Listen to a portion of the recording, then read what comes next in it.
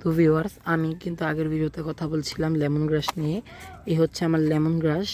Lemon গ্রাস নিয়ে কথা বলতে গেলে লেমনের কথা বলতে বলতে আমি অন্য টপিকে গেছিলাম যে আমার গাছটা কেনা নাকি কীভাবে। কিন্তু মেনলি আমি আজকে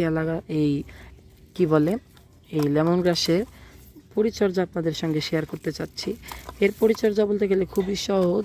এটাকে একটু ওয়েল ড্রেনিং সিস্টেম এবং ময়েস্ট থাকে এমন একটা মাটিতে লাগাবেন, এবং ইউরিয়া নাইট্রোজেন সমৃদ্ধ মাটিতে লাগাতে পারলে সবচেয়ে ভালো হয়। আর সবচেয়ে গুরুত্বপূর্ণ যেটা, এই লেমন গ্রাসের গায়ের লেমন গ্রাসের পাতার গায়ে কখনো নোংরা লাগতে দেবেন না, যেটা কিন্তু গাছের স্বাস্থ্যের পক্ষে একদমই ভালো না, বরং আরও ক্ষতি করে। এ কারণে সবসময় খেয়াল রাখবেন যেন গাছের পাতার গায়ে কোনো রকমের নোংরা না লাগে। আর নষ্ট পাতাগুলো অবশ্যই ছিঁড়ে দেবেন, যেমন আমি ছিঁড়ছি। এই যে বেশ অনেকগুলো নোংরা পাতা আমি ছিঁড়ে ফেলেছি। স্বাস্থ্য